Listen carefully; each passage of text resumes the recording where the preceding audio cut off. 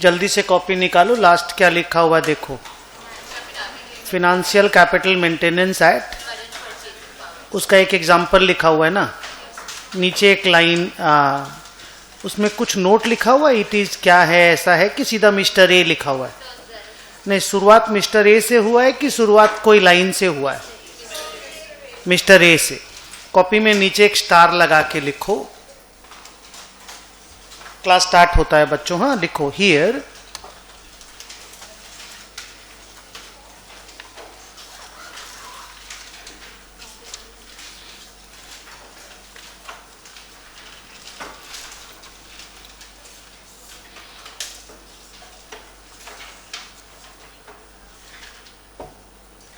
लिखा, here the actual closing capital, here the actual closing capital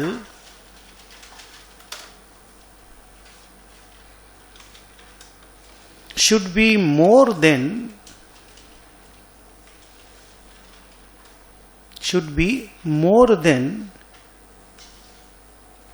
equal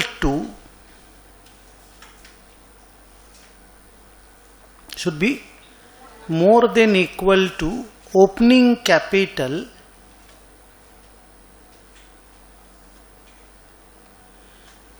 adjusted with inflation index.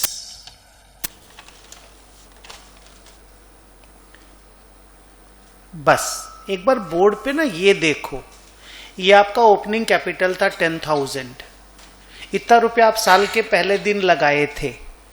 Index number के हिसाब से आपका एक साल बाद कैपिटल मिनिमम इतना तो होना ही चाहिए, इतना होगा तब जाकर के आप सीपीपी पे कैपिटल मेंटेन कर पाएंगे। अपना जो एक्चुअल कैपिटल था वो इससे थोड़ा सा ज्यादा था, एक साल बाद 14,500 था। तो अपने एग्जांपल में हम लोग बोले थे yes we could maintain the capital and our retained earning is positive.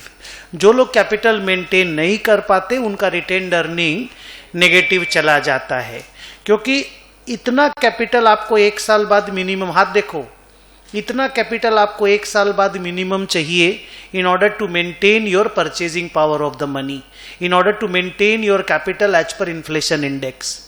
तो ये जो होता है ना बेटा, opening capital into current index by opening index, इतना आपको कैपिटल चाहिए एक साल बाद। इसको आप बोलोगे opening capital adjusted with inflation index. Closing capital आपका कम से कम इससे तो ज्यादा होना ही चाहिए। ये हम लोग सम भी बना लिए थे, समझ भी गए थे। अब नीचे लिखो तीसरा वाला, physical capital maintenance.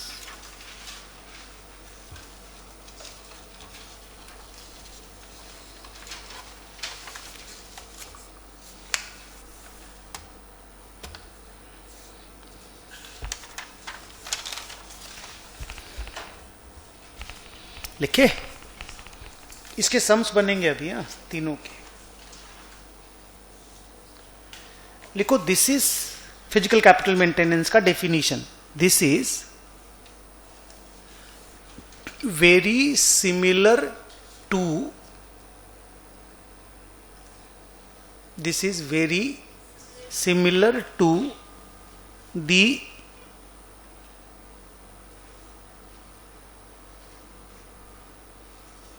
above method, full stop. Here instead of using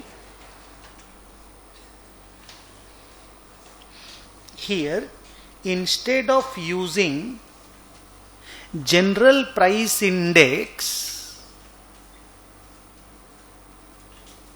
here instead of using general price index, comma, we use specific price index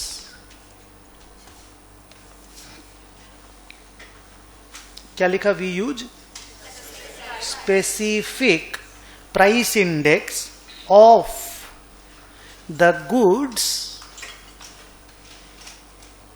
of the goods in which we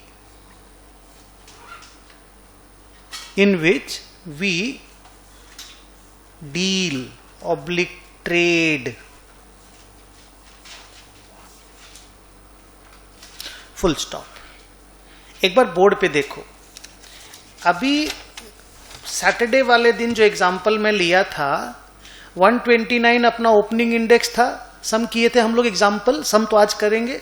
177 closing index था। तो ये तो general price index है ना, जो India का index number है, जिसको आप लोग WPI भी बोलते हो, होलसेल प्राइस इंडेक्स भी बोलते हो, या इन्फ्लेशन इंडेक्स भी बोलते हो। अब हम लोग क्या बोल रहे हैं कि ये जनरल प्राइस इंडेक्स है, हम तो ज्यादा परेशान अपना सामान में क्या इंडेक्स नंबर है उससे होएंगे ना यार। बाकी सामान बढ़े गिरे मेरा क्या जाता है, हम जिस सामान को डील करते हैं, जिसमें ट्रेड करते हैं, उसका दाम कैसा बढ़ रहा है, हम तो उससे ना परेशान होएंगे। जैसे उस दिन बात हो रहा था, बोला अपन 5000 यूनिट खरीद पाएंगे क्या, याद है?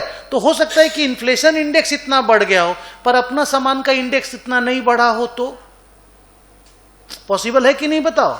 आज यहां देखिए रफली 30% का इंक्रीज है, पर हो सकता है अपना सामान जो हम पहले 2 रुपया में खरीदते थे वो अभी 2 रुपया 10 पैसा में ही मिल रहा हो, तो अपना तो 5% का इंडेक्स हुआ ना।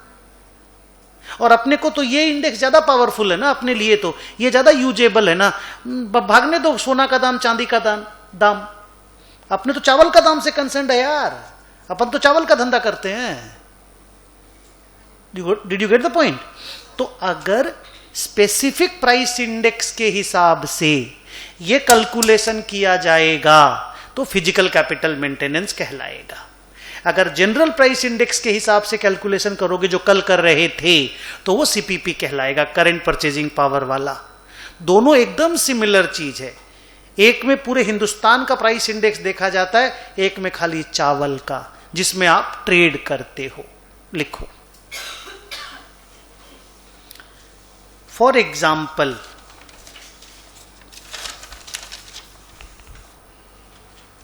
नीचे लिखो mister A started with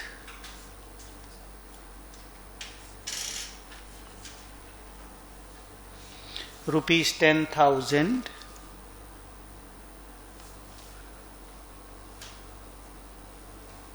on 1/4/23 and bought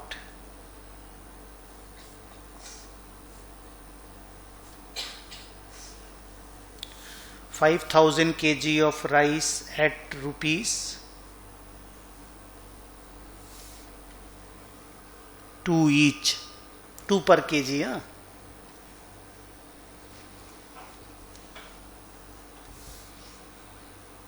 ठीक है। he sold those at rupees 320 and withdrew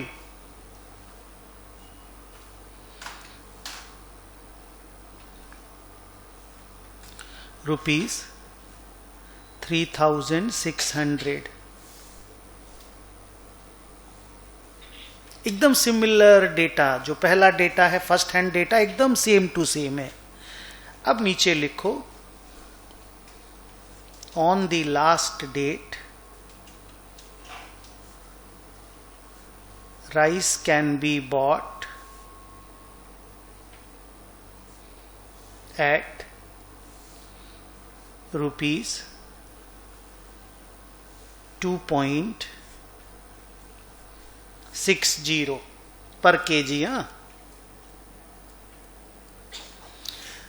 अब आप आराम से देखो, जो चावल हम 2 रुपया में खरीद रहे थे 1 साल पहले, वो चावल हम अभी कितना में खरीद रहे हैं?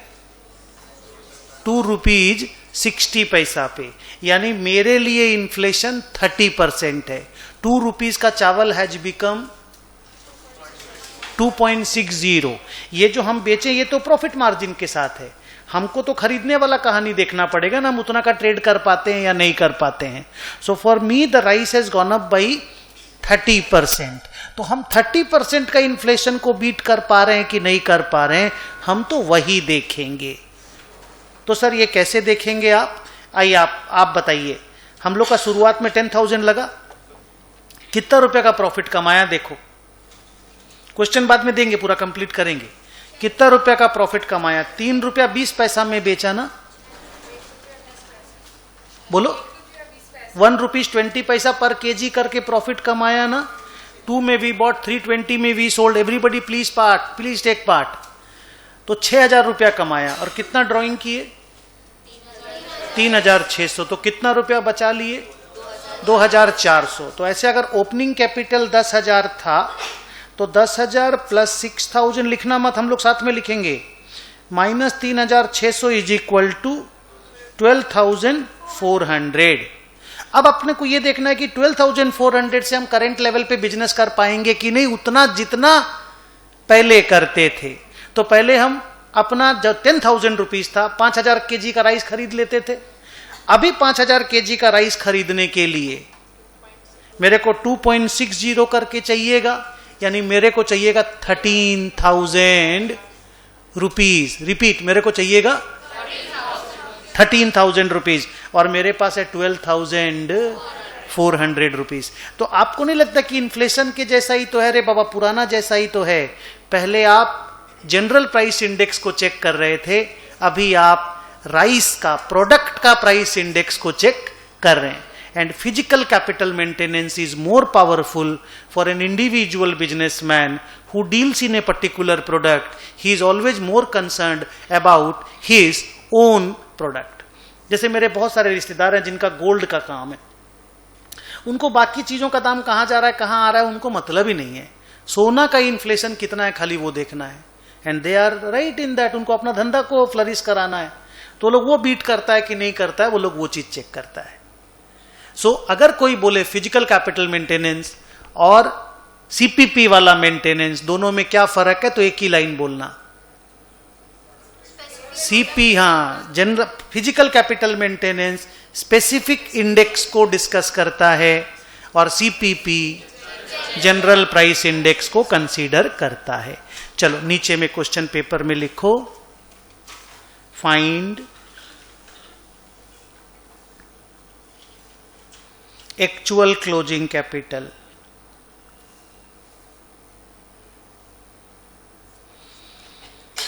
Find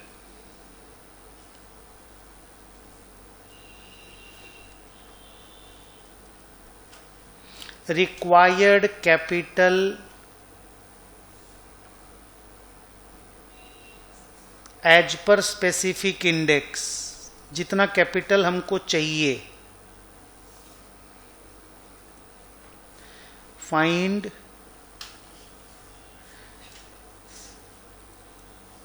retained earning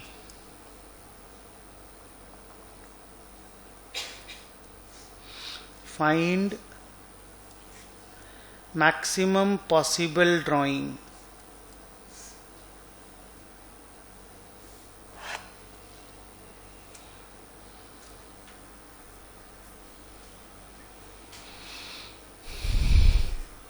ready? सबसे पहले वर्किंग बनाओ. Profit is equal to,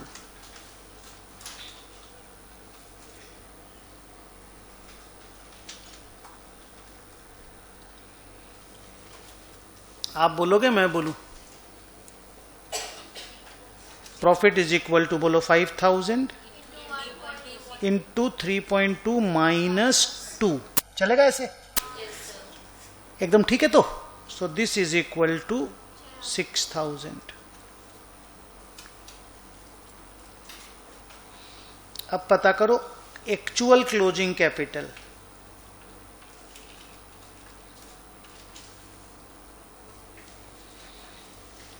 books में हमारा क्लोजिंग कैपिटल कितना है? 10,000 से स्टार्ट किए थे, आगे तुम लोग बोलोगे. Plus profit 6,000 minus drawing 3,600 is equal to 12,400. अब रिक्वायर्ड कैपिटल टू मेंटेन या required capital as per index,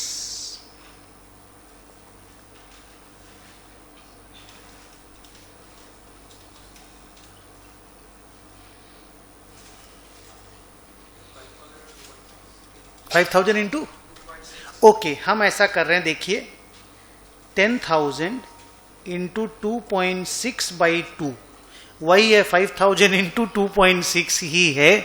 हम जानबूझ के ऐसा इसलिए कर रहे हैं कि हर बार हम ऐसा ही लिखे थे, जैसे लास्ट टाइम भी हमारा राइटिंग देखिए एग्जैक्टली ऐसा ही था।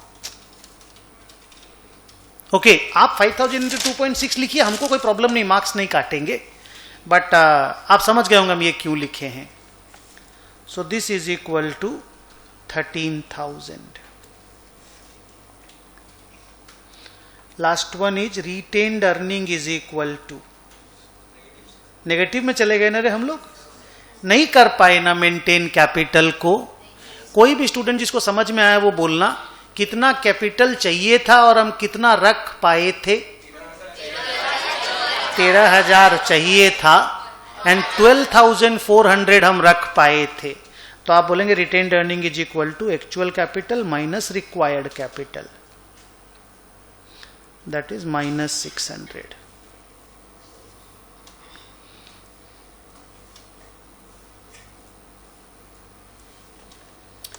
तो ड्राइंग अगर थोड़ा कम कर लेते तो हो जाता ना, ड्राइंग अगर थोड़ा कम कर लेते तो हो जाता ना। ड्राइंग कितना कर लिए थे, नहीं ड्राइंग कितना कर लिए थे, 3,600। अगर वो 600 से कम हो जाता तो हो जाता ना, गुड। तो MPD is equal to 3,600 minus 600 is equal to 3,000। ये जो वैरायटी ऑफ क्वेश्चन है ना, ये जो पैटर्न है, ये एग्जाम में बहुत आता है। एक आपको कराया प्रैक्टिकल सम गोइंग कंसर्न और नॉन गोइंग कंसर्न वाला, पीएल बैलेंस शीट वाला, और ये कैपिटल मेंटेनेंस वाला प्रैक्टिकल सम। ओके जाइए एक्सरसाइज में जाइए, ये टॉपिक कंप्लीट होता है। एक्सरसाइज में जाइए।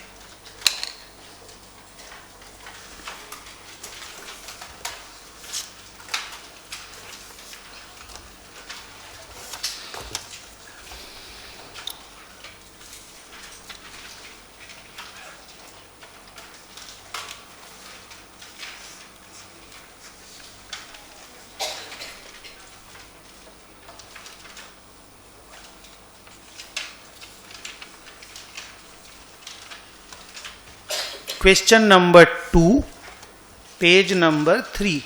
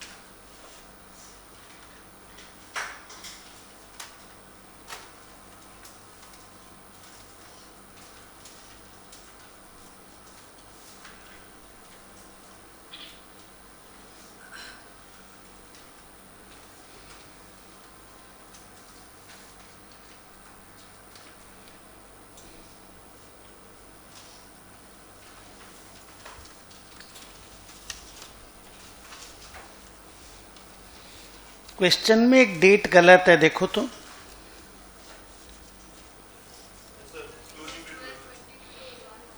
एक डेट गलत है ना, 1 साल ज्यादा आगे बढ़ गया क्लोजिंग डेट, उसको ठीक कर दो तो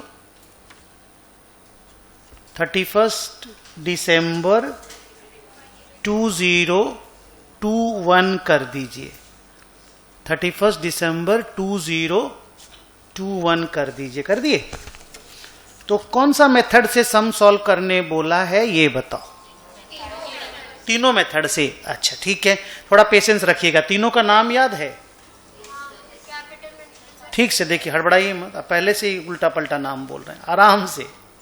पहला का नाम है financial capital maintenance at historical cost. दूसरा का नाम भी है financial capital maintenance at CPP, current purchasing power. और तीसरे का नाम है फिजिकल कैपिटल मेंटेनेंस। नाम यही ध्यान रखना है। उन्होंने तो ऑल द 3 मेथड्स बोल दिया, आपको 3 बार सम सॉल्व करना पड़ेगा। खाली प्रॉफिट अलग से निकाल के दिखा दीजिए। और आपने क्या डेट चेंज किया हमको बता दीजिए तो। ये वाला ना, इसको कितना लिखना है? गुड, कर दिए। अच्छा सुनो ना, सारे स्टूडेंट लोग क्वेश्चन तो समझे ना अच्छे से। हम जस्ट एक लाइन पूछ रहे हैं, एक लाइन, हड़बड़ाना मत, पेशेंस और कैलकुलेटर यूज करके बोलना। यहां पे 2 रुपीज 50 पैसा लिखा, देखो लिखा ना। यहां पे 125 क्यों लिखा? लॉजिक है, इंस्टीट्यूट पागल नहीं है। पुराना प्राइस, देखिए बच्ची बोल रही है, बोला पुराना प्राइस 2 रुपया था और नया प्राइस 2 रुपीज 50 पैसा है। तो अगर पुराना को 100 पकड़ लेते हैं, अगर पुराना को इंडेक्स को 100 पकड़ लेते हैं तो नया वाला इंडेक्स 125 हो गया। मतलब वो 25% का प्राइस राइज को बोलने का तरीका है क्वेश्चन पेपर का। अब बच्चे घबरा जाते हैं, क्या दे दिया क्या दे दिया। यहां तो ये वाला 2 रुपया 50 पैसा देने से मेरा काम हो जाता। अरे हाँ हो जाता। उन्होंने 125 दिया, रॉन्ग दिया क्या? नहीं दिया। आपको समझना पड़ेगा, you have to be smart. अभी तो 4-5वां क्लास में हो, सोचिए 80-90 क्लास में कितना कितना परेशान करेंगे हम लोग। सो हर चीज, कुछ भी डाउट रहेगा फट से पहले पूछ लीजिएगा। ओके चलो, पहले हमको ना एक तो काम करो, प्रॉफिट फॉर द ईयर निकाल के दो, वो तो कॉमन रहेगा सब में। उसके बाद फिर कैपिटल मेंटेनेंस स्टार्ट करेंगे। अच्छा मांगा क्या है हम लोगों से? फाइंड क्या क्या करने बोला है? तीनों मेथड तो ठीक है बोला है, खाली रिटेन्ड प्रॉफिट या मैक्सिमम परमिजिबल ड्राइंग भी मांगा है? ड्राइंग भी मांगा है ना, तो रिटेन्ड प्रॉफिट भी मांगा है हर मेथड से और ड्राइंग भी, रिक्वायर्ड ड्राइंग भी मांगा है, यही तो ठीक है। तो आप पहले खाली ना प्रॉफिट फॉर द ईयर बता दो।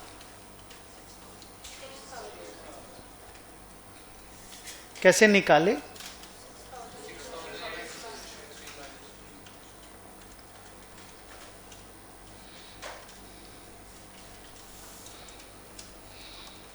ठीक है, अभी मेथड 1,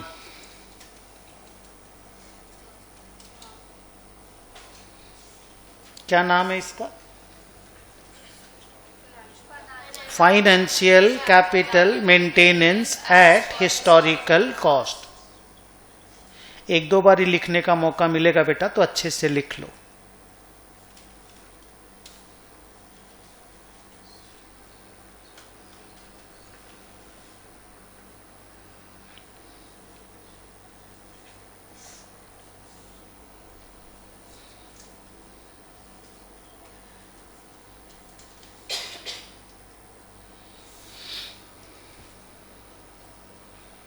ओके पहला वर्किंग, एक्चुअल क्लोजिंग, इसको अंडरलाइन कर दो।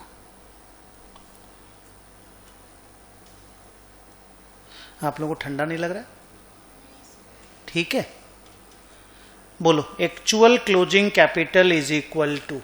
कैसे स्टार्ट करोगे? धीरे धीरे ऐसे पूरा बोलोगे, this plus this minus this is equal to this. पूरा opening capital plus profit minus drawing is equal to.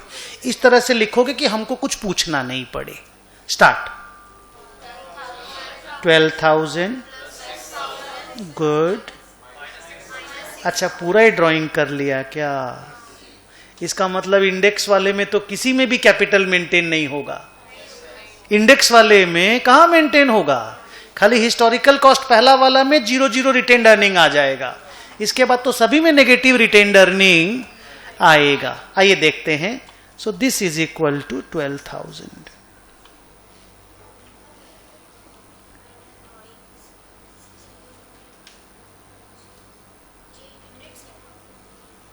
ये ओके है।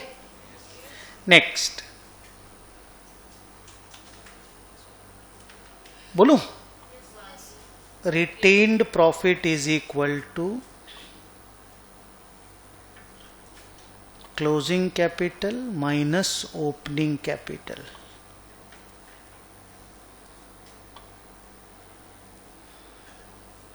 ये जो ओपनिंग कैपिटल लिखोगे ना, लिखने के बाद मेरी तरफ देखोगे, ये हिस्टोरिकल कॉस्ट में नॉर्मल लिखा जाता है, इंडेक्स वाले में इसको एडजस्ट करके इंडेक्स के हिसाब से ये कितना होना चाहिए वो लिखा जाता है। बस इसी को ध्यान देना, ये तो हर जगह पे एक्चुअल ही लिया जाता है।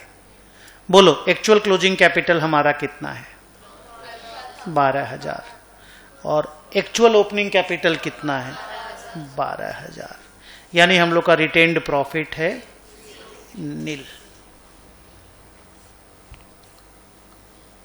और तीसरा क्वेश्चन क्या है, रिक्वायर्ड ड्राइंग या मैक्सिमम ड्राइंग। उसने लिखा देखो, required drawing to maintain capital. देखिए वहां साफ वर्ड है, required drawing to maintain capital, तो वो मैक्सिमम ड्राइंग को ही बोलते हैं। तो लिखो required drawing.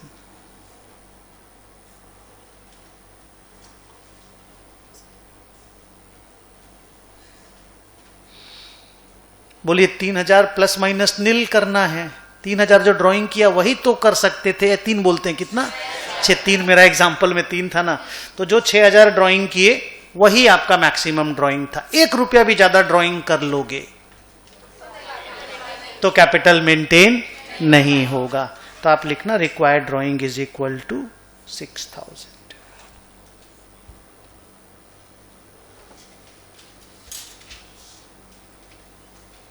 Next question, method 2.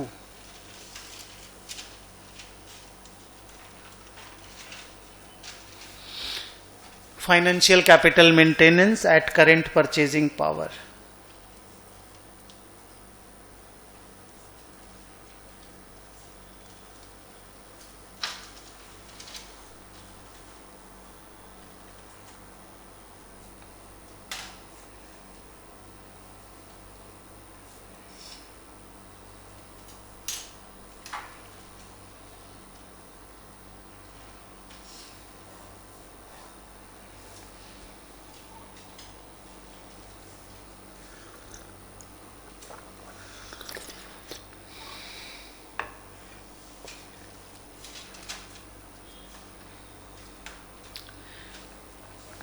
Actual closing capital को दोबारा निकालना पड़ेगा या यही वाला यूज कर लेंगे, ये तो सेम रहेगा।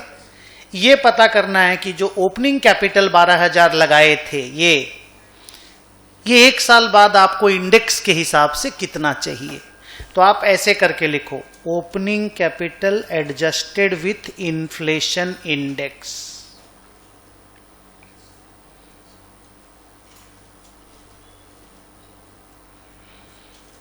यहां कौन सा इंडेक्स लेना पड़ेगा, 125 वाला या नीचे वाला? ठीक से सोचिए, हड़बड़ाइएगा मत। Opening capital adjusted with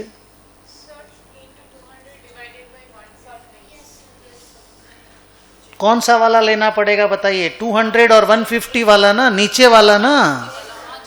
general price index लेना पड़ेगा, स्पेसिफिक प्राइस इंडेक्स नहीं ले सकते। नीचे है देखिए जनरल प्राइस इंडेक्स, सीपीपी है ना, करेंट परचेजिंग पावर, इसमें जनरल प्राइस इंडेक्स देखना पड़ता है।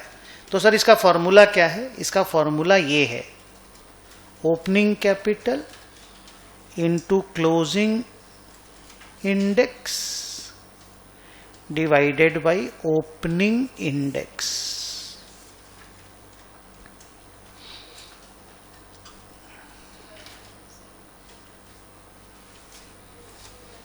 12,000 इंटू, बोलो बेटा, 200 डिवाइडेड बाई 150 एग्जैक्ट। और हम लोग कितना कैपिटल रखा है रे? 12,000। तो -4,000 नहीं। अब लिखो रिटेन्ड प्रॉफिट,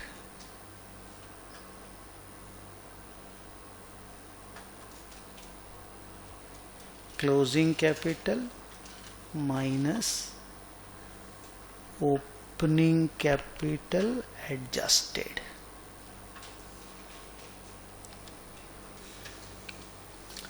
अनुपम एक बार नीचे आओ,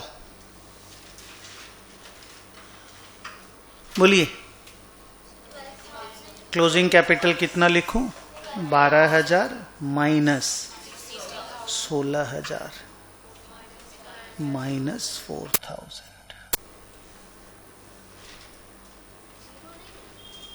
क्यों?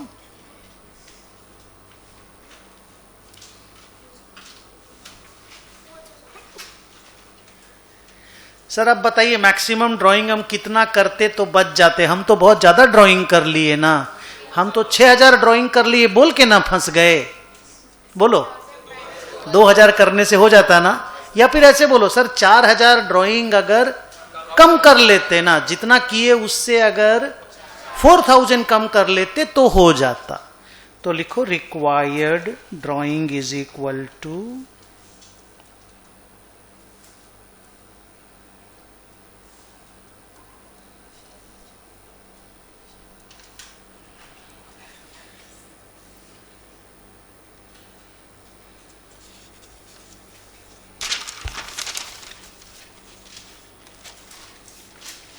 क्या एग्जाम में कर लोगे ये तीनों एक साथ? 6 to 8 मार्क्स का आएगा, एक अकेला आएगा तो 4 to 5 मार्क्स का आएगा।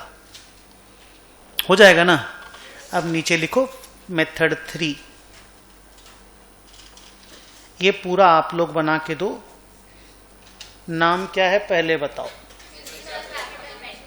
लिख लो।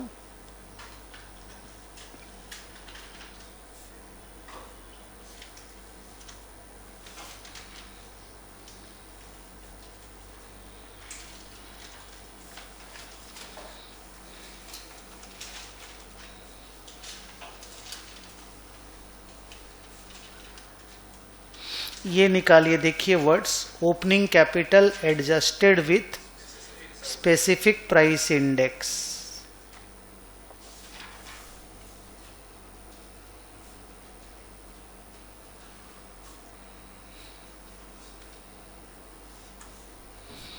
ये दो फिगर मेरे को आपसे चाहिए, देखो ये वाला और ये वाला। ये 12,000 ठीक है ना? ये वाला और ये वाला दो फिगर, ये मेरे को स्पेसिफिक इंडेक्स चाहिए। अच्छा 125/100 एकदम लिख सकते हो। हम थोड़ा ये लिखना चाहते हैं, देखो ये वाला, ये एकदम राइट। आप 125/100 लिखिएगा, कोई कुछ नहीं बोलेगा आपको। मैंने लिखा 2.5/2, सेम आंसर आएगा। बोलो बेटा कितना आया? 15,000। Very good.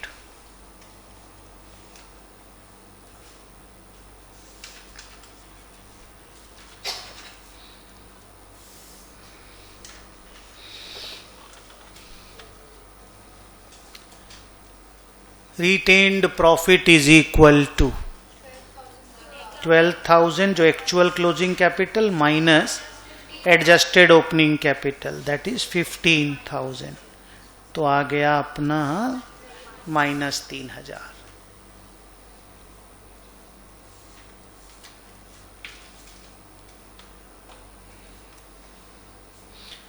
रिक्वायर्ड ड्राइंग, अगर 3,000 से मेरा ड्राइंग कम हो जाता ना, 6,000 हमने किया, अगर 3,000 लेस हो जाता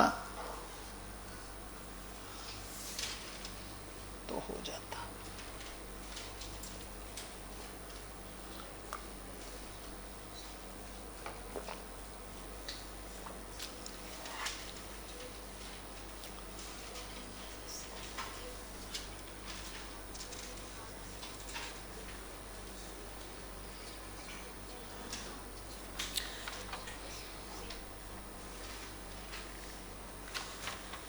क्वेश्चन नंबर 3 देखो।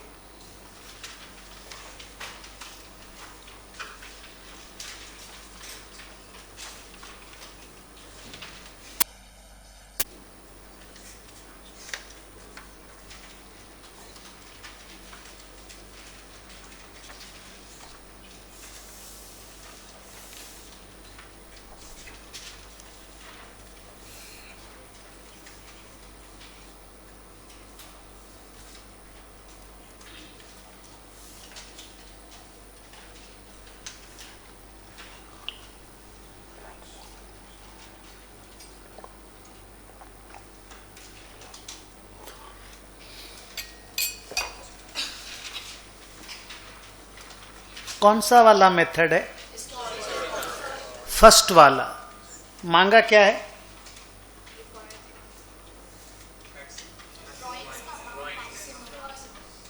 ड्राइंग मांगा है। अच्छा हाँ, ड्राइंग। तो यहां पे तो प्रॉफिट के बराबर भी अगर ड्राइंग कर लेते हैं ना तो भी कैपिटल मेंटेनेंस, तो इंडेक्स तो देखना ही नहीं है, हिस्टोरिकल कॉस्ट वाला है, तो प्रॉफिट के जितना ड्राइंग कर सकते हैं। तो आप प्रॉफिट निकाल लो, खाली लिखो प्रॉफिट इज इक्वल टू, कैसे निकाले? 60,000 इंटू, ओके, हाँ एक ही बात है जी, 6 lakh.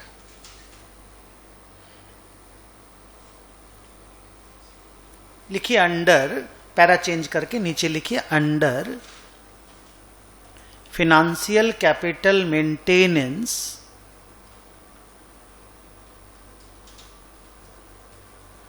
under financial capital maintenance at historical cost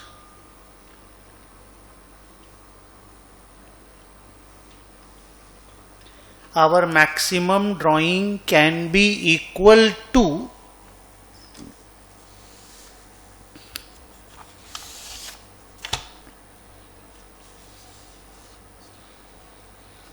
आपको बोलना है बेटा, our maximum drawing can be equal to our profits.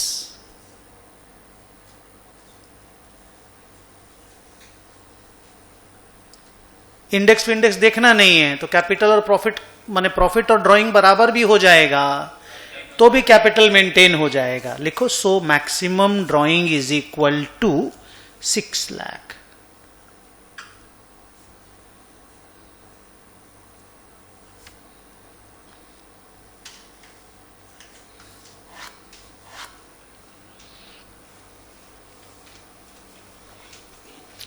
So easy question है। असेट का डेफिनेशन बताओ देख करके कल का पढ़ाई से। What is an asset, when can we recognize an asset. 2 question है, 1-1 मार्क्स का। व्हाट इज एन असेट, बोलो। An asset is a resource controlled by an entity which is expected to generate economic benefits to the entity। यही है asset का recognition criteria. क्या है? Cost measurable होना चाहिए और असेट से होने वाला इकोनॉमिक बेनिफिट मेरे पास फ्लो करने का प्रोबेबिलिटी मोर देन 50% होना चाहिए। अगर प्रोबेबिलिटी मोर देन 50% बोलने का मन नहीं है तो आप बोलेंगे it is probable. It is probable का मतलब ही है probability is more than 50%। Clear है? नाउ 11th-12th में आप एक अकाउंटिंग इक्वेशन पढ़ते थे, क्या बोलिए? अच्छा वैसा पढ़ते थे क्या? बच्ची बोलते सर हम लोग पढ़ते थे assets is equal to capital plus liabilities. ठीक है, तो अगर हम asset minus liability equal to capital भी बोलूं तो चलेगा। तो ये जो अकाउंटिंग इक्वेशन है इसको आप डुअल एस्पेक्ट कॉन्सेप्ट से भी डिफाइन कर सकते हो कि भाई कोई भी एक चीज बढ़ेगा ना तो कोई दूसरा चीज भी बढ़ेगा, या हो सकता है एक एसेट बढ़े तो दूसरा एसेट ही गिर जाए। जैसे आप बिल्डिंग खरीदोगे तो बैंक बैलेंस गिर जाएगा, हरो, या फिर बोलोगे बिल्डिंग खरीदोगे तो क्रेडिटर बढ़ जाएगा, बिल्डिंग का पेमेंट नहीं किए होंगे। स्टॉक खरीदोगे तो क्रेडिटर बढ़ जाएगा, कैपिटल इंट्रोड्यूस करोगे तो कैपिटल बढ़ जाएगा और कैश बढ़ जाएगा, नहीं क्या? तो ये 11th 12th में आप लोग ये अकाउंटिंग इक्वेशन पढ़ा करते थे। ये जो बेसिक वाला चैप्टर है, क्योंकि मैंने आपको बोला 5-6 क्लास, 4 क्लास हम लोग का हो गया, आज 5th नंबर क्लास है। कल हम लोग ये बेसिक वाला चैप्टर कंप्लीट कर लेंगे। ओके, तो इसके ऊपर भी 1-2 क्वेश्चन इंस्टीट्यूट ने दिया है। एग्जाम में तो मुझे लगता नहीं आएगा, बट एमसीक्यू में 1-2 मार्क्स का आ सकता है। ओके, बुक में जाइए,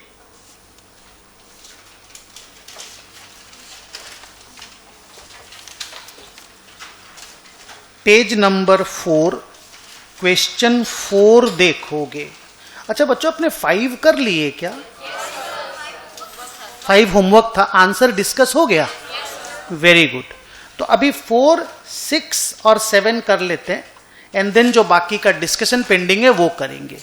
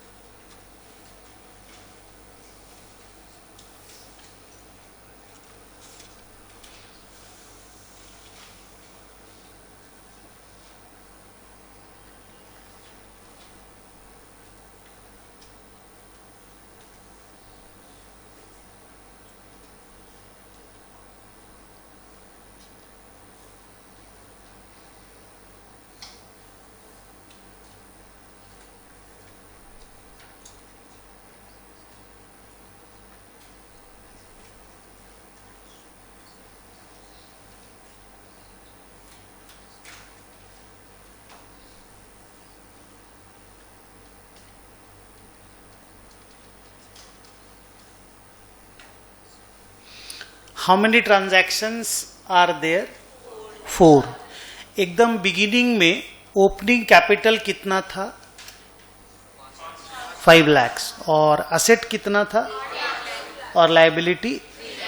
अच्छा, उनका इक्वेशन कैसा बनाने बोला है? Asset is equal to capital plus liability, ये बच्ची जैसा बोली वैसा वाला या मेरा जैसा वाला? Asset minus liability equal to capital, कैसा वाला बोला है? कहाँ लिखा है ये? ओके ओके, तो आप एक काम करो, सुनो, आप एक काम करो, 4 कॉलम बनाओ। पहला कॉलम ट्रांजैक्शन के लिए, दूसरा कॉलम असेट, तीसरा कॉलम लायबिलिटी, चौथा कॉलम इक्विटी। फिर हर ट्रांजैक्शन लिख लिख के हर बार इसको फिट करेंगे कि whether the accounting equation is correct और नॉट। पर्टिकुलर्स लिख लो पहले वाले को, या ट्रांजैक्शन लिख लो। हम बना रहे ना, मेरे साथ बना लो।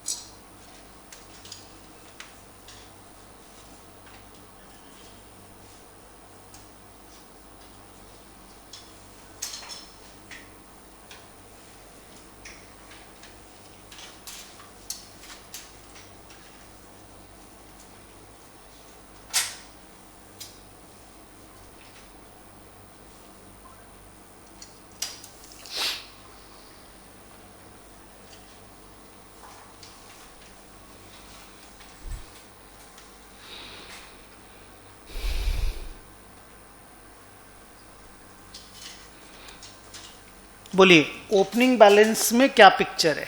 फॉर्मेट बन गया सबका? बोलो, ओपनिंग बैलेंस में क्या पिक्चर है? असेट है 8 लाख, लायबिलिटी है 3 लाख, इक्विटी है 5 लाख। इन्होंने कैपिटल वर्ड यूज किया है कि इक्विटी वर्ड यूज किया है? इक्विटी। ठीक, प्रोप्राइटरशिप में कैपिटल बोलते हैं, बाकी जगह इक्विटी बोलते हैं। नेक्स्ट लाइन, पहला ट्रांजैक्शन क्या है? Dividend earned. तो अब आप सोचो, डिविडेंड अगर आप अर्न करोगे, आपके पास क्या आएगा? कैश आएगा, और इनकम बढ़ेगा। Dividend is an income, earned word लिखा है तो इनकम है। इनकम अल्टीमेटली कैपिटल को बढ़ाता है तो इक्विटी बढ़ेगा। और असेट तो बोल ही दिया आप एक बार, असेट पहले ही बोल दिया आप लोग। मैं सेकंड वाला एस्पेक्ट पूछ रहा था, डुअल एस्पेक्ट का। तो आप सीधा लिखो डिविडेंड अर्न्ड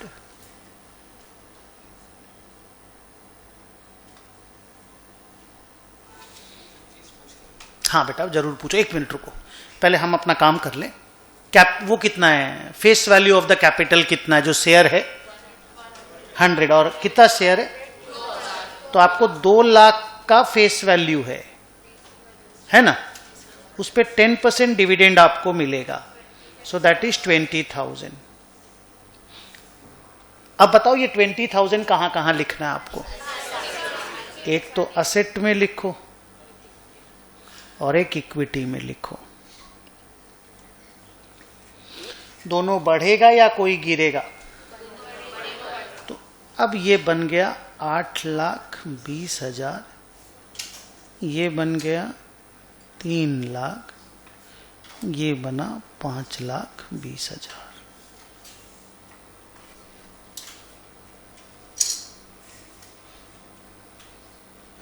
योर क्वेश्चन। हाँ, तो प्रोपोज डिविडेंड के नाम बोलो, डिक्लेयर्ड डिविडेंड बोलो, रिसीव्ड डिविडेंड बोलो। प्रोपोज्ड डिविडेंड का अकाउंटिंग अलाउड नहीं है इंडिया में। सुन लो थोड़ा सा बच्चों, सारे लोग, एक बड़ा क्वेश्चन, बड़ा बात, 2 महीना बाद हम लोग पढ़ने वाले हैं। स्टूडेंट बोल दिया तो थोड़ा सा खाली बोलेंगे प्लीज, 5 मिनट, हाँ, उससे ज्यादा नहीं। 3 तो नाम आया जी पिक्चर में, आपको अगर लिखना होगा तो अभी भी लिख लेना, एक तो नया पॉइंट बना करके, बाद में तो आएगा ही डिस्कशन। 3 नाम है, propose dividend, declared dividend, received dividend. Actual में 3 नाम नहीं है, 3 फेज है। Phase 1, phase 2, phase 3। सबसे पहले डायरेक्टर लोग डिविडेंड प्रपोज करते हैं, उसको रेकमेंडेशन बोलते हैं। लॉ के टीचर लोग पढ़ाएंगे आपको, क्या बोलते हैं? Recommendation. Your directors are happy to recommend 10% dividend. उसके बाद वो डिविडेंड एनुअल जनरल मीटिंग में डिस्कशन होने के लिए जाता है। आपने नाम सुना होगा एजीएम। एजीएम में डिविडेंड इज एन एजेंडा। क्या बोलते हैं इसको? जनरल बिजनेस ने क्या नॉर्मल बिजनेस, आप लोग क्या बोलते हैं उसको? ऑर्डिनरी बिजनेस, सॉरी, हाँ, इसीलिए ऑर्डिनरी और एक्स्ट्रा ऑर्डिनरी जनरल मीटिंग होता है। तो हम लोग, मैं क्या बोला, नॉर्मल बिजनेस। ओके, सो ऑर्डिनरी बिजनेस होता है डिविडेंड का डिक्लेरेशन, माने ऑर्डिनरी माने हर साल होता है तो ऑर्डिनरी बोल दिया गया। वो एनुअल जनरल मीटिंग में जब डिविडेंड डिक्लेयर हो जाता है, शेयर होल्डर लोग बोलता है वी अप्रूव एंड डिक्लेयर, तो डिविडेंड डिक्लेयर हो गया। And then within 30 days of declaration, law में रूल है, टीचर लोग पढ़ाएंगे, बीकॉम में 11th 12th में हो सकता है किसी ने पढ़ा भी होगा।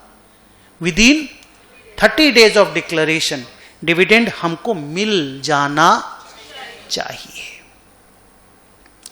तो इंडिया में अभी क्या हो गया, रूल बन गया है दोनों के लिए, दोनों मतलब इन्वेस्टर भी और कंपनी भी, सुदर्शन अग्रवाल भी और रिलायंस भी, दोनों के लिए सेम रूल है कि प्रोपोज्ड डिविडेंड को बुक में एंट्री नहीं किया जाएगा।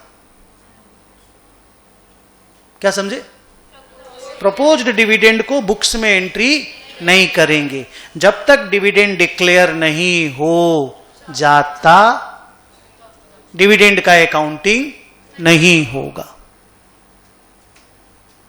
जब डिक्लेयर हो जाएगा उसके बाद रिसीव हो जाएगा, डिक्लेयर का अकाउंटिंग कर लो, फिर रिसीव का एक जर्नल मार लो। तो सर आप कैसे लिखते हैं? जैसे मान लो डिक्लेयर हुआ 16 जनवरी को, डिक्लेयर हुआ 16 जनवरी को, और मान लीजिए 8 फरवरी को आपको डिविडेंड मिल गया। बिटिया ऊपर देखो, उस बच्ची को बोलो ऊपर देखेगी, बड़ा लेक्चर है। तो डिक्लेयर 16 जनवरी को हुआ, मेरा डिविडेंड बनता है 10,000 रुपया। तो सर आप क्या एंट्री मारते हो? हम लोग मारते हैं dividend receivable account debit to dividend income.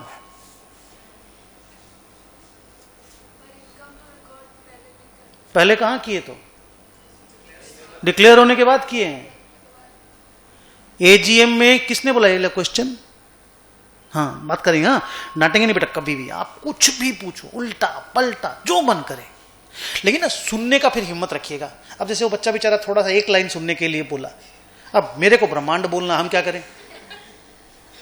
नहीं तो कचरा नॉलेज जाएगा ना जी, अधूरा नॉलेज जाएगा, फिर वो और टेंशन देगा। तो जब भी आप कुछ भी मुंह से निकाले तो जस्ट गेट रेडी कि हाँ 5 मिनट आपको सुनना पड़ेगा, और ये सब चीज दोबारा दोबारा दोबारा दोबारा चैप्टर्स में आएगा। ओके, सो जैसे डिविडेंड डिक्लेयर हो गया, डिक्लेयर होते ही हम लोग एक वर्ड बोलते हैं, right to receive the dividend is established. कितना सुंदर वर्ड है, देखो क्या बोला? Right to, my right, me Sudarshan Agarwal investor share holder, my right to receive the dividend is established. इसको आप लोग का लैंग्वेज में इनकम इज अर्न्ड। फाउंडेशन का बच्चा बोलेगा इनकम इज अर्न्ड। तो इनकम अगर अर्न हो गया तब तो हमको रिकॉर्ड करने का राइट है ना। तो उसको हम लोग बोलते हैं, AS9 पढ़ने वाले बड़े बच्चे लोग, right to receive the dividend is established only when the dividend is declared. Sir ये कौन से AS में है? AS9 में। क्या नाम है उसका? Revenue recognition. क्या? तो रेवेन्यू रिकॉग्निशन का AS को पूछ के हम रिकॉग्नाइज कर रहे हैं। आप छोटे बच्चे कैसे मना कर देंगे? कैसे रिकॉर्ड कर ले रहे हो? अरे बड़ा बाप का परमिशन ले, दादाजी का परमिशन ले रहे हैं, रेवेन्यू रिकॉग्निशन का AS है। ये बोल रहा है जाओ लिखो अब, और यही बोलता है प्रोपोज डिविडेंड को बुक्स में लिखने का नहीं है, डिक्लेयर हो जाए फिर लिख लो। And what I will do on 8th of February, अगर आप नहीं बोल पाओगे तो हमसे एक एक थप्पड़ मार खाना। ये 16 जनवरी को मैंने लिखा, एंट्री देख लो, पहले इसका एंट्री बोलो, ये वाला ये वाला ये वाला, dividend receivable account debit to dividend income, and then bank account debit to dividend receivable 10,000। बहुत सारे लोग, बहुत सारे मतलब 99.99% लोग दोनों एंट्री का कॉम्बो मारते हैं। 2 एंट्री कोई नहीं मारता, हम आज तक ही नहीं मारे। 25 साल से इन्वेस्ट करके रखे, मैंने 25 साल से इन्वेस्टर हैं सर। पढ़ाते वक्त तो परफेक्टली पढ़ाते हैं, तो कौन मारे 2 एंट्री? एक साथ कॉम्बो नहीं मार सकते। देखो ना, bank account debit to dividend income हो सकता है कि नहीं, और मेरा PL बैलेंस शीट सब ट्रू एंड फेयर बनेगा कि नहीं बताओ? PL में डिविडेंड इनकम जाएगा कि नहीं जाएगा बोलो? और बैंक डेबिट हो रहा तो मारो ना कंबाइंड करके। हम लोग कंबाइंड ही मारते हैं। कब हम कंबाइंड नहीं मार सकते ये बताओ? हाँ ठीक से बोलो, ठीक से हड़बड़ाओ मत। कब हम इस दोनों एंट्री को कंबाइंड नहीं कर पाएंगे? आप इतना लेक्चर से अगर नहीं बोल पाएंगे तो आप वीक स्टूडेंट हैं। गुड, थोड़ा ठीक से बोलो और अच्छा से। 31 मार्च जिसने भी बोला अच्छा बोला, थोड़ा अरेंज कर लो। हाँ सर, अगर ये बैलेंस शीट डेट के बाद में चला जाएगा, अगर ये बाद में अगला साल चला जाएगा, 8 फरवरी की जगह 8 अप्रैल हो जाएगा, तो है क्या आपके बाप की ताकत की मार देंगे? तब तो कंबाइंड एंट्री, 2 साल का एंट्री थोड़ी कंबाइंड होता जी।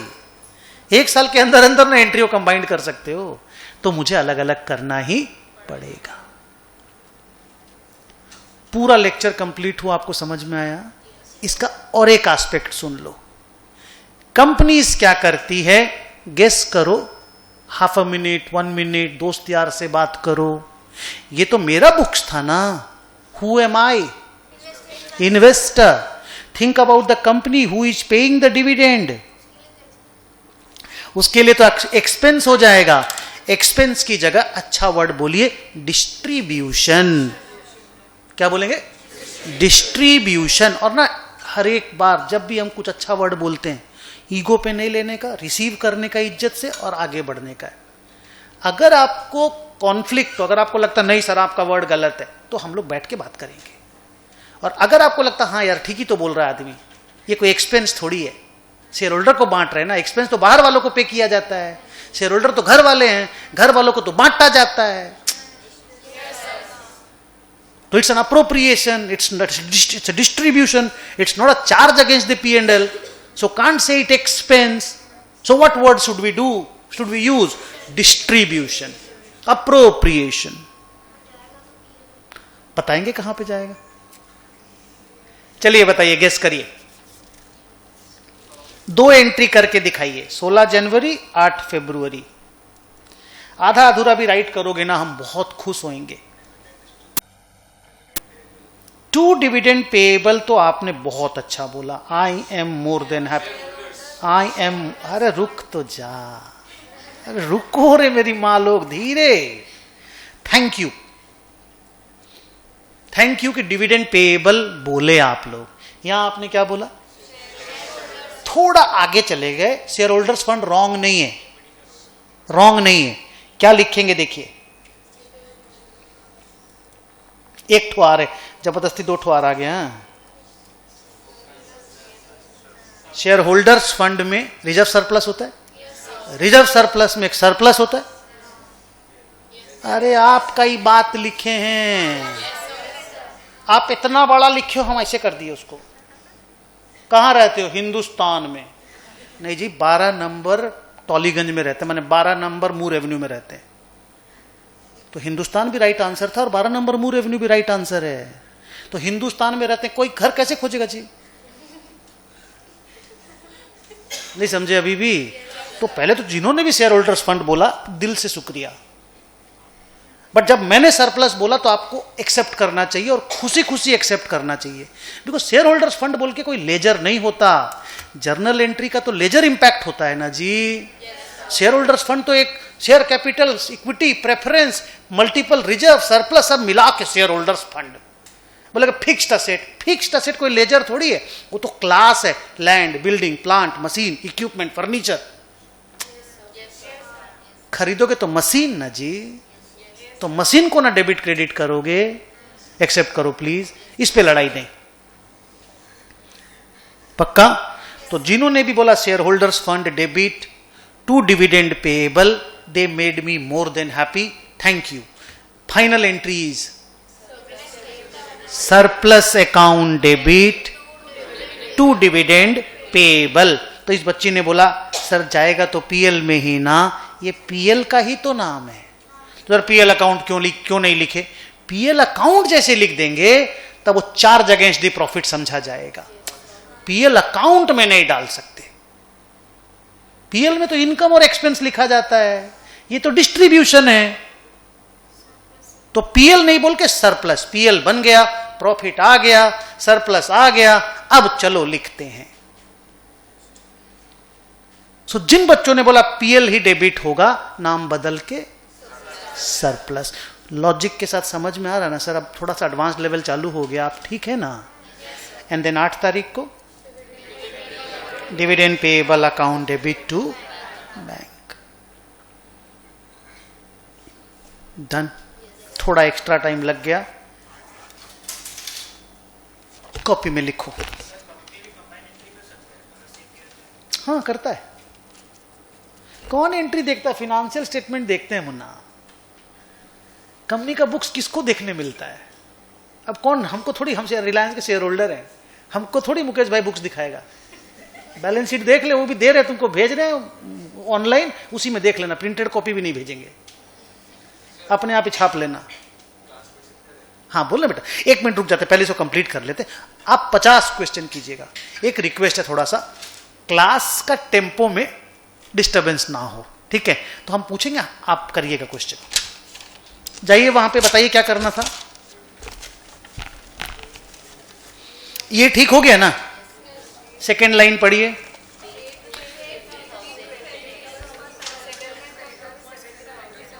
लिखो पेड 50,000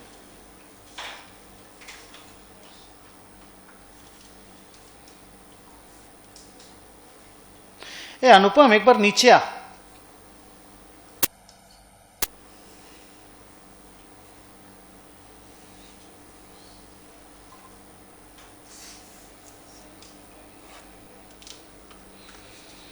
सोच के बताइए क्या आंसर होगा। ये क्वेश्चन एग्जाम में 5 मार्क्स का आएगा।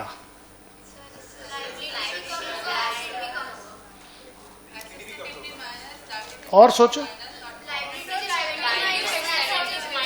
गुड। और 20 भी कुछ करो, 20 भी कुछ करो। हाँ यस, तो 3 चीज बोलना चाहिए था ना, 2 चीज बोल के आप रुकोगे बिटिया तो कैसे चलेगा। तीसरा भी बोलना पड़ेगा। आपके पीछे वाली बच्ची वो तीसरा वाला बोल रही है बार बार बार बार। सुन लो, तीसरा भी कुछ है। Good, happy. बोलो क्या क्या करना है, फिर से बोलो। असेट से 50,000 लेस, लाइबिलिटी से 70,000 लेस, इक्विटी में 20,000 प्लस। इनकम हुआ है ना, इनकम इंक्रीजेज इक्विटी।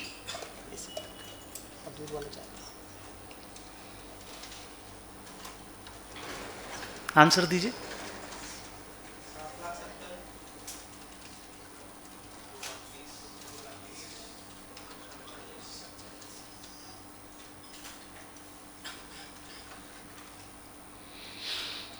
ये डिविडेंड वाला पूरा समझ में आया था? अभी लिख लेंगे या वो चैप्टर जब आएगा तब लिख लेंगे? लिखे तो कैसा होंगे हमको मालूम है। हाँ, बहुत आधा अधूरा लिखे होंगे, बट ठीक है, या तो लास्ट में लिख लेंगे या जब चैप्टर आएगा तब लिख लेंगे। नेक्स्ट,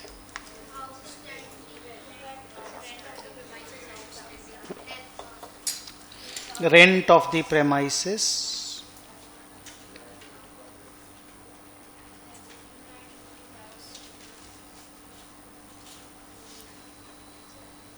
रुपीस कितना आ रहे हैं?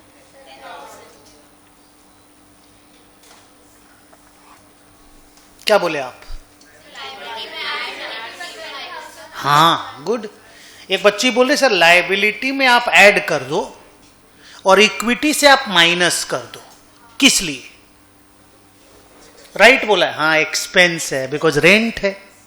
Rent is an expense. Expense ultimately decreases the equity. मेरे डेफिनेशन में जाइए, एक्सपेंस का डेफिनेशन जाके देखिए।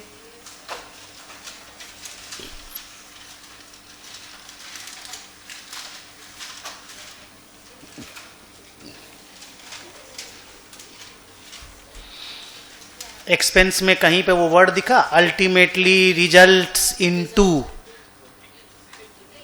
Decrease in equity. बोलो बेटा। 10,000 लायबिलिटी में बढ़ा देते हैं, 10,000 इक्विटी से गिरा देते हैं।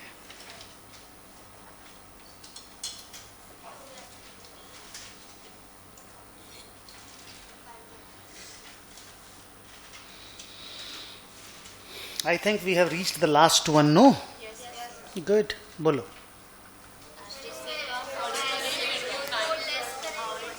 ड्राइंग है क्या?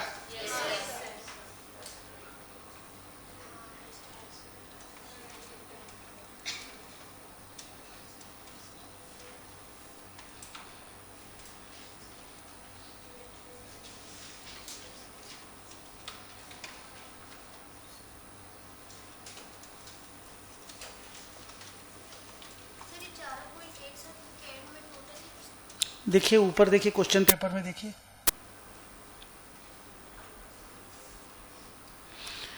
कहां पे ऐसा लिखा हुआ है कि नहीं, उसको देखने दो ना, देखने दो उसको।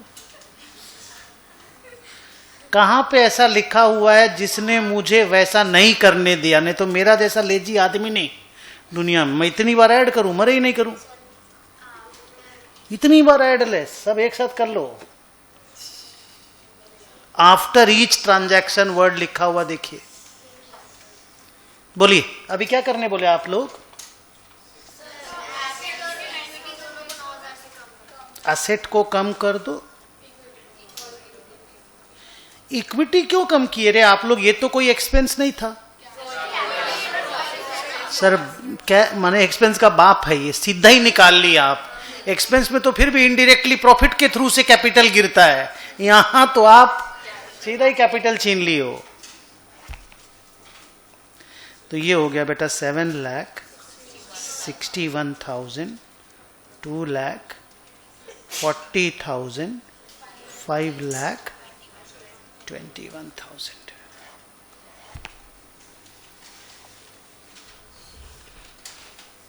इजी क्वेश्चन बोलेंगे ना इसको कि डिफिकल्ट बोलोगे? एकदम इजी है, गुड। क्वेश्चन नंबर 6 देखोगे।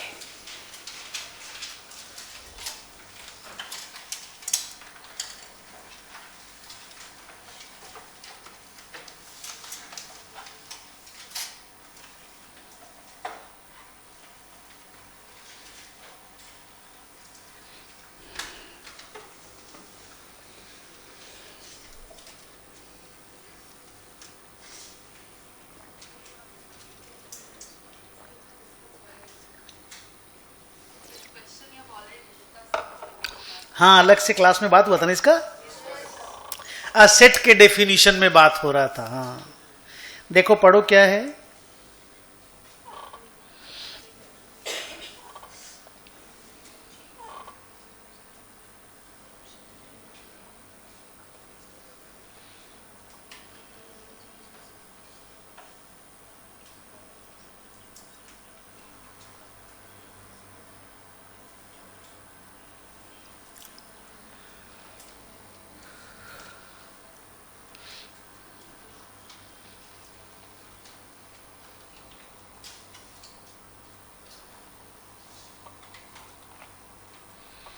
बोलिए।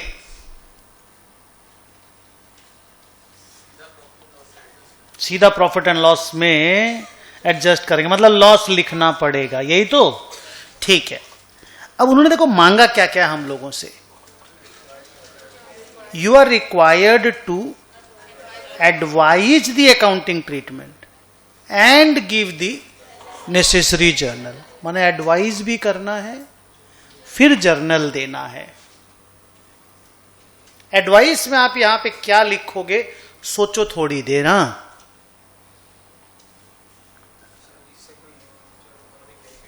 हाँ सर, इस अमाउंट ऑफ 5 लाख या 50,000 कितना अमाउंट है रही है? 1 लाख। इससे हम लोगों को कोई फ्यूचर में इकोनॉमिक बेनिफिट मिलने वाला नहीं है, तो सर ये हम लोगों का लॉस है, असेट नहीं है।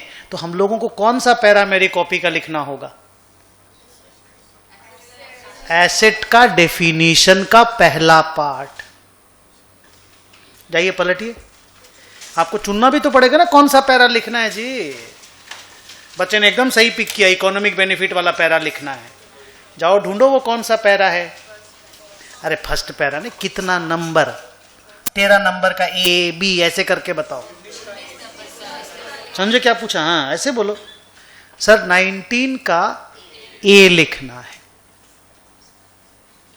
क्लियर है? असेट का डेफिनेशन लिखना है और फिर लिख देना है क्योंकि इससे हम लोगों को कोई इकोनॉमिक बेनिफिट मिलने वाला नहीं है, तो हम लोग लॉस को पीएल में राइट ऑफ करेंगे। क्लियर हो गया ये वाला बात? अभी और एक बात है, जाओ क्वेश्चन को देखो।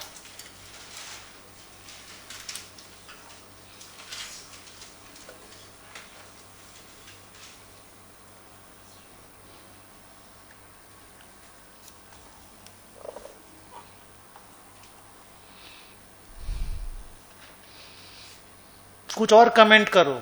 आपने जितना बोला 5 में से 3 मार्क्स मिलेगा। वो हो गया, उसी का बात तो हो गया। और देखिए वहां पे और एक चीज छुपा हुआ है, वो लिख देंगे रे बाबा। जब आप पूरा लॉस राइट ऑफ कर रहे हो तो डिप्रिसिएशन किस चीज का? ठीक से देखिए, एक चीज छुपा हुआ दिख नहीं रहा कैसे आप लोगों को? ठीक से देखिए, कैसे नहीं दिख रहा अंधा लोग को? इतना अच्छा बोला आप लोग, हम तो खुश हो गए।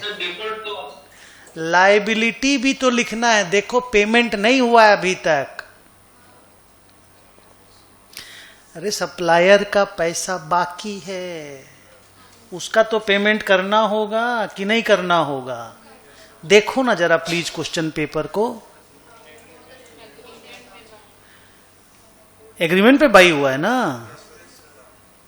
तो जब आप लॉस को डेबिट करोगे तो लायबिलिटी को तो क्रेडिट करना पड़ेगा ना, तो लायबिलिटी वाला डेफिनेशन भी लिखना होगा। और जब बच्चे लोग, अब बच्चे लोगों से थोड़ा नाराज हम, आप लोग 4-5 क्लास में हो तो ठीक है, तो थोड़े दिन के बाद ये सबको रोकना है। जब आप लोग पूरा लॉस पीएल में भेज दिए तो फिर डिप्रीसिएशन किस चीज का? 1 लाख रुपया का असेट था, पूरा 1 लाख उठा के ऐसे पीएल में फेंक दिए ना, अब क्या चीज का डिप्रीसिएशन? समझ रहे हो मैं क्या बोल रहा हूं? तो जिसने भी डिप्रीसिएशन वर्ड यूज किया, आइंदा बी केयरफुल। अरे डिप्रीसिएशन एक हिस्सा पीएल में भेजते हैं, उसको डिप्रीसिएशन बोलते हैं। 1 लाख का सेट है, 20,000 फेंक दिए पीएल में, दैट इज कॉल्ड डिप्रीसिएशन। जब पूरा 1 लाख ही फेंक दिए जी, उसके बाद क्या चाहिए डिप्रीसिएशन? जब असेट लिख ही नहीं रहे हो तो फिर डिप्रीसिएशन का बात करना गलत नहीं है। चलो कॉपी में आंसर करने का तरीका देखो, लिखो।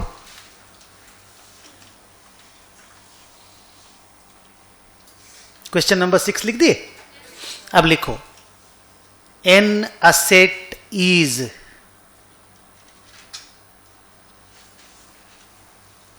ए रिसोर्स। आगे बोलो, अभी डेफिनेशन रीड कराए थे, बिना देखे पलटना मत पेज। लिखो कंट्रोल्ड एंड ओन्ड, मैंने नहीं बोला, कंट्रोल्ड खाली बोला है। Controlled by an entity. वो बच्ची ओन्ड एंड कंट्रोल्ड बोली थी, मैं बोला तुम खाली कंट्रोल बोल दे चलेगा। कंट्रोल 2 तरीके से आता है, एक ओनरशिप से और एक आरओयू से। आरओयू राइट ऑफ यूज, गुड। क्या लिखा है? An asset is a resource controlled by an entity which is expected to generate future economic benefits to the entity.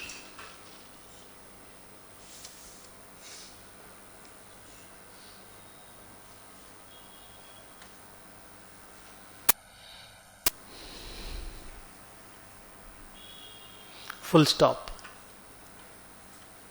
In this case, A limited has, क्या कर दिया ए ने ऐसा कि इस बच्चे ने कमेंट मारा कि इकोनॉमिक बेनिफिट मिलने वाला नहीं है, इसी बच्चे को बोलने दो। ए ने ऐसा क्या किया कि आपने ये कमेंट किया ना, कि आपने अच्छा कमेंट किया, यू सेड इट गुड, क्या देख के किए?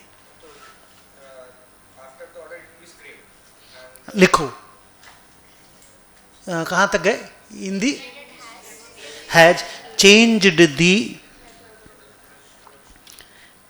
method of production and the machine will not be required.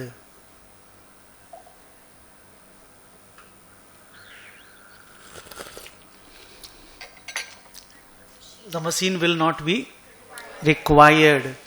Full stop. It has to be scrapped.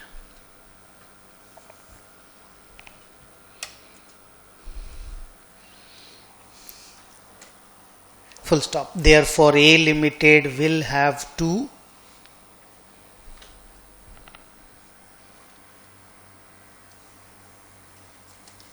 बोलो आगे का sentence, final sentence. Right of entire 1 lakh, write off entire 1 lakh as an expense.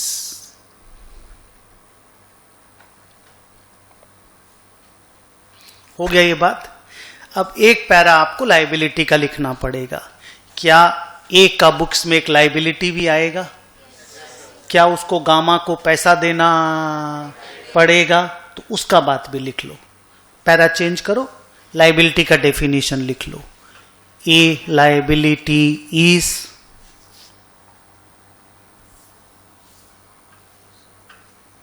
An obligation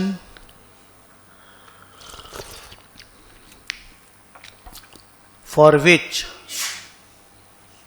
कुछ भी word याद आता है तो बोलो, बच्ची को ऑब्लिगेशन वर्ड याद था, गुड। हाँ, for which outflow of resources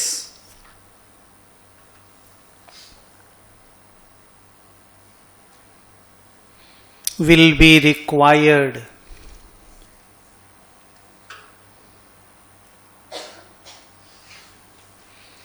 Full stop. The company A Limited should record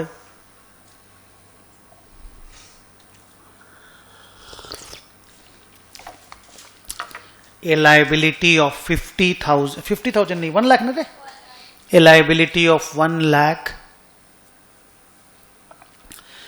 which is amount payable to Gamma Limited.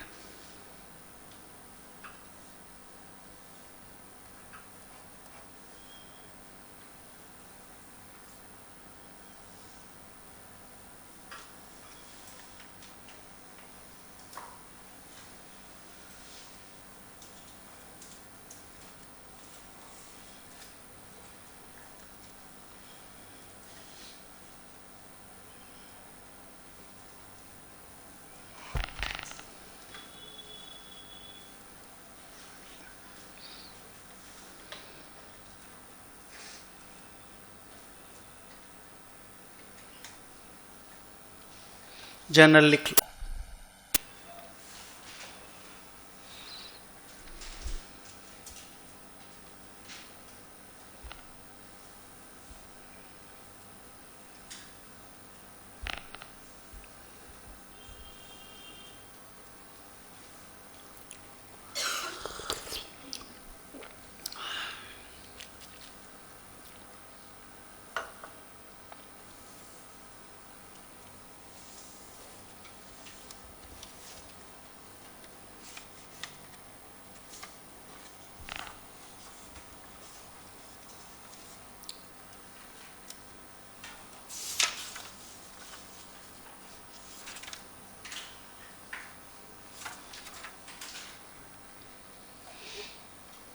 ये यही वाला चीज को कॉपी किए मुन्ना, यहाँ जगह नहीं था तो ऐसे लिख दिए।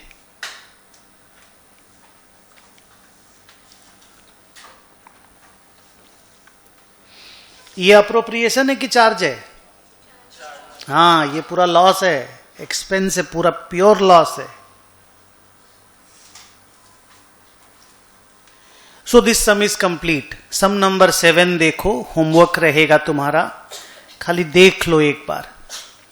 Question number 7 is your homework. आज 2 होमवर्क मिल रहा है तुमको, 7 देखो जल्दी से। देखो तो क्या चीज का है?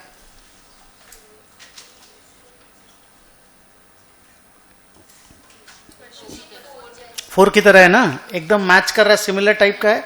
तो आप कोशिश करोगे बनाने का। कल उस दिन जैसे होमवर्क बना करके लाए थे और आंसर डिस्कस किए थे, सेम तरीका से काम करोगे, एकदम सेम। हाँ, तो क्वेश्चन नंबर 7 आपका होमवर्क है। और नेक्स्ट पेज में जाओ, क्वेश्चन नंबर 2 भी आपका होमवर्क है। नेक्स्ट पेज में गए? कौन सा क्वेश्चन 2? पेज नंबर 6 का क्वेश्चन 2 आपका होमवर्क है। ओके, एक छोटा सा ब्रेक लेते हैं 10 मिनट्स का। चलो मिलते हैं।